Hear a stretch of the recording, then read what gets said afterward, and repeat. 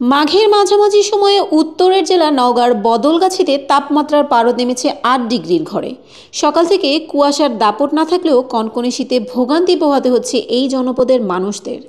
রোববার সকাল ৯টায় নওগাঁর বদলগাছিতে সর্বনিম্ন তাপমাত্রা রেকর্ড করা হয় ৮.৬ ডিগ্রি সেলসিয়াস, যা এই মৌসুমে উপজেলায় সর্বনিম্ন তাপমাত্রা।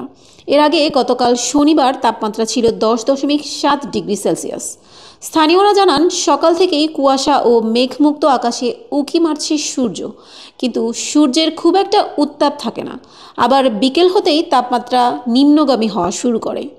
এই কনকনে শীতে বিপাকে পড়েছে নিম্ন আয়ের মানুষ। জীবিকার তাগিদে সকাল হলেই তাদের কাজের সন্ধানে বেরিয়ে পড়তে হয়।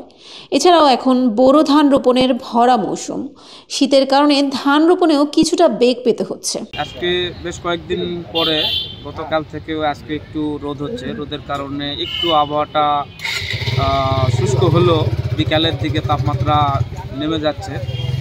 আর আমাদের যেহেতু বদলগাছি নওগাঁ জেলা, সারা বাংলাদেশে তুলনায় আমাদের কেন জানি বদলগাছিতে ঠান্ডা অনেক বেশি।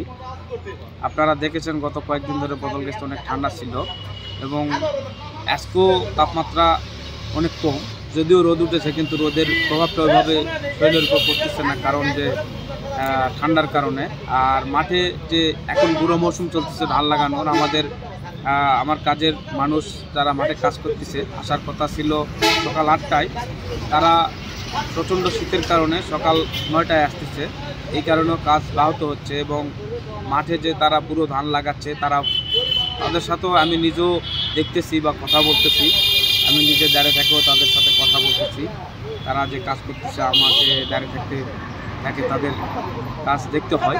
তো আমি জিজ্ঞেস করতেছি বা দেখতেছি নিজেও যে অনেক ঠান্ডা। তাদের বলতেছে যে ভাই, আমরা যে ধান লাগাচ্ছি আসলে আমাদের হাত পা ব্যাসে যাচ্ছে বা ঠান্ডা হয়ে যাচ্ছে। আসলে বদলগাছিতে তাপমাত্রা বেশ কয়েকদিন ধরে অনেক কম।